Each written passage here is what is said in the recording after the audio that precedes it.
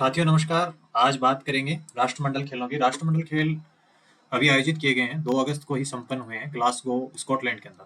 Glasgow Scotland के अंदर इनका आयोजन संपन्न हुआ है।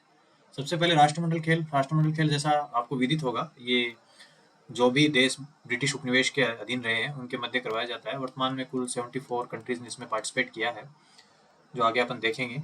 और इनका आयोजन ग्लासगो स्कॉटलैंड में एक मुख्य रूप से इसलिए करवाया गया था कि विक्टोरिया विक्टोरिया एक स्थान है ऑस्ट्रेलिया में, उसको 2022 में लास्ट राष्ट्रमंडल गेम हुए थे। उस दौरान उनको इसकी मेजबानी दी थी, लेकिन बजट बढ़ जाने के कारण उन्होंने मना कर दिया, और मना करने के कारण इनका आयोजन ग्लासगो में किया गया। आइए देखते हैं वन बाय वन क्या क्या इसके मुख्य बिंदु रहे।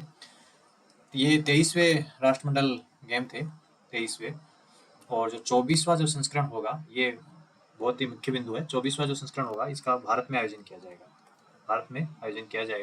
भारत के अहमदाबाद शहर में।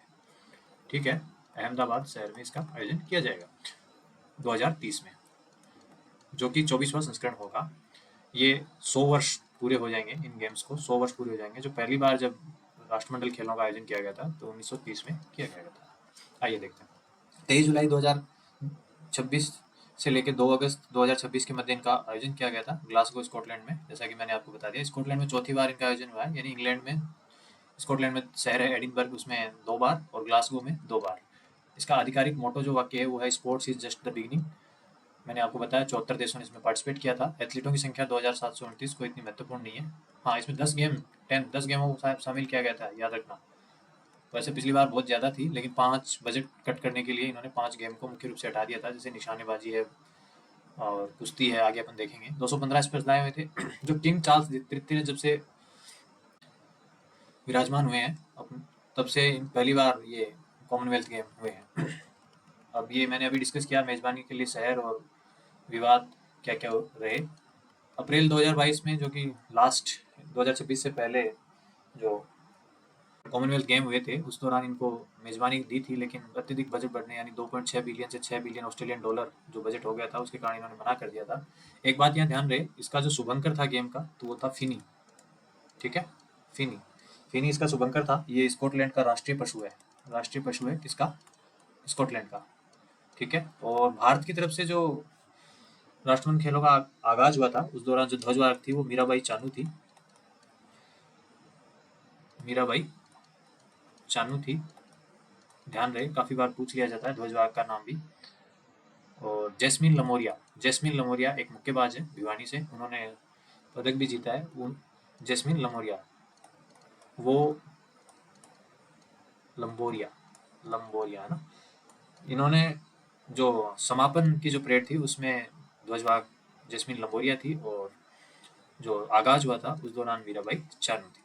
और भारत की तरफ से जो आगामी मेजबानी है 2030 की, उसके लिए ध्वज लेने का काम नीरज चोपड़ा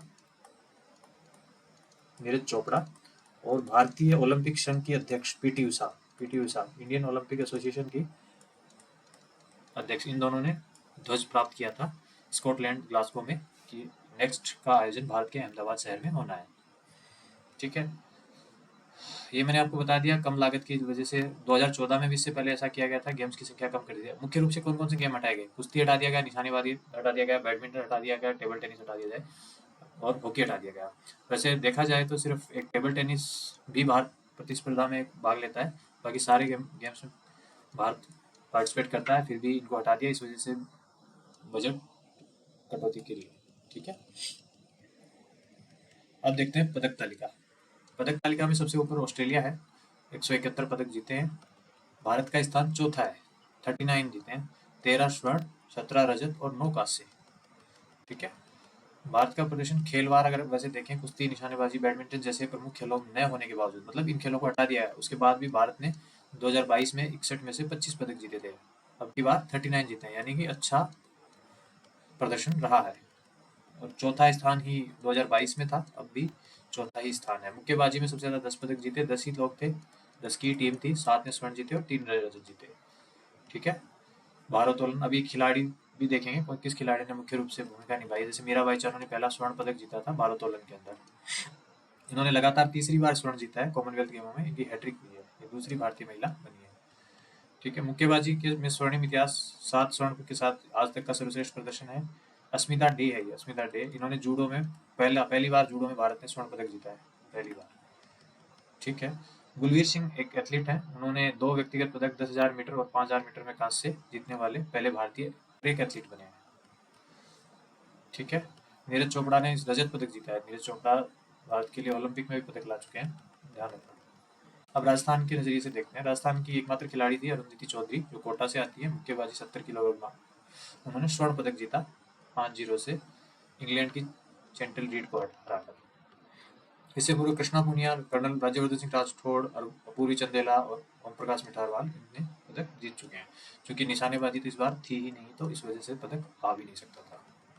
ठीक है, इस बार सबसे पहली बार मील दौड़ मतलब पहले होती थी, फिर बीच में हटा दी थी। अब की बार 1 मील दौड़ को शामिल किया गया 1966 के बाद पहली बार ये शामिल की गई है।